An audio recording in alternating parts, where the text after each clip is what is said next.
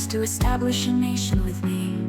The first night in Estolia would try us, and when he asked me to be his, the whisper. As a rational man, a scientist who dealt in facts and disparaged anything that could not be proven, I was dubious about the project from the beginning, especially once I realized that not one, but two disparate religions were behind it, supporting it, with vested interests in its success.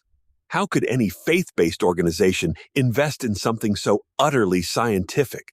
Would they suppress any data that did not fit their perception of the world? That pivotal moment when I prepared to turn down the chance to take part in it remains to this day one I could never remember clearly.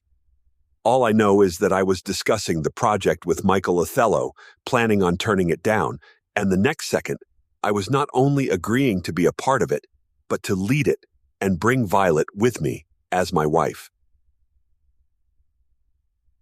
Quinn Sanders, Scientists of the Project, Collected Autobiographies.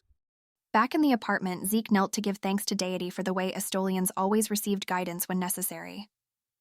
Some of the pinnacle events of his life flashed through his mind while he communed with deity. The day his brother almost made him exercise the office of last resort, the time his leg was nearly severed, and the race against time to rescue and claim Kadarin. Now deity was seeing to the needs of so many of Zachariah's children at one time that it made Zeke more grateful than ever that he was keeper. He was not sure what would happen with Nico, but he was convinced the next time Nico stepped on Estolian soil, his heart and possibly his soul would belong to a woman of strong character. Then there was Maximilian, who had already met his Kaylee, the exquisite liar. Her rich red hair was quite different from the nearly pure orange red of Kadarin's enticing curls, but still reminded him of her.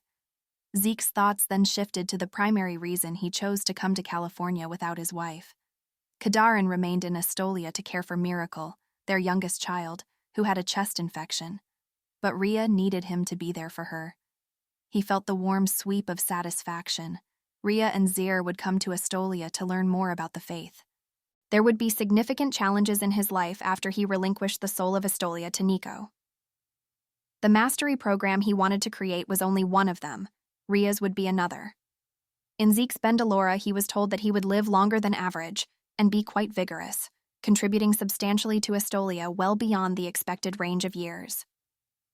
Once Nico took on the soul of Estolia, Zeke would embark on the next great adventure. He stood, revitalized by the challenges coming his way.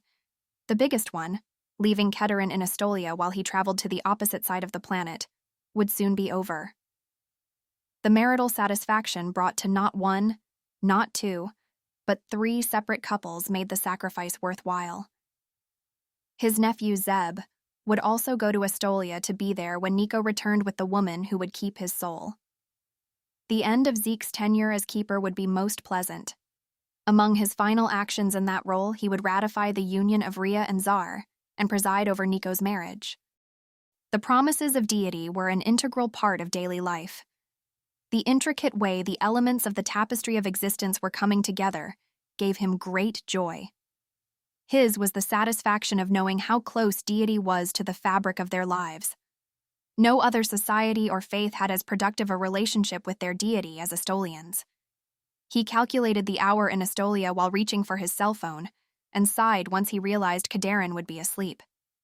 He would have to wait until the next day to speak with her. Resigned to waiting, he dialed a different number. Captain Prescott. He began when the call went through. Tomorrow we will be flying home. You can expect 6 passengers. Zeb, myself, Rhea, Maximilian, and 2 others. He listened to the captain's reply and then asked, Has the other jet been called to California? Brittany, while appearing extremely young, was closer to Zeke's age than to Liar's. She was also a chatterbox, bursting with seemingly random questions or bits of information as she worked. I am from Estolia, the same country as Zeke, she said while she measured Liar. Frequently, she would call out measurements for her assistant to jot down while she was telling Liar her life history. Will you be visiting Estolia? It is exciting to create something wonderful for Kadarin, Zeke's wife. He is retiring very soon, and the celebration for his successor is scheduled in the next month. Have you met Nico? He will make a great keeper. Kadarin is an artist. Did you know that? She never seemed to stop for Liar to answer any questions.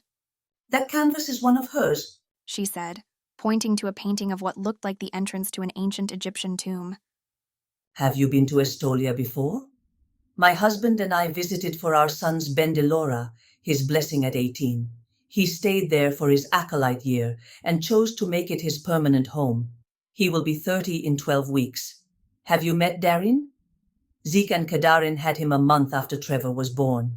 By the time Zeke returned, Liar was in a beautiful yellow and orange dress that complemented her hair. She wondered if Brittany's nonstop chatter would fill her dreams. But since Liar did not have answers to most of her questions, she thought it was good Brittany did not seem to expect any. Zeke bowed to both women and said, I'm not surprised at the magic you were able to perform on my delightful new friend. Brittany laughed. A challenge is not a challenge when the canvas comes to me exquisite to begin with. I agree. He smiled at Liar as he tucked her hand into the crook of his elbow.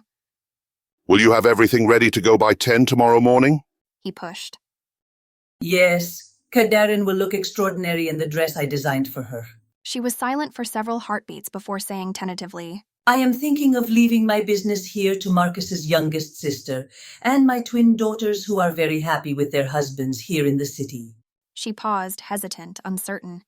Zeke, do you think it is possible Marcus and I might move to Estolia? Would we be welcome? She lost most of her color and looked suddenly frightened and vulnerable.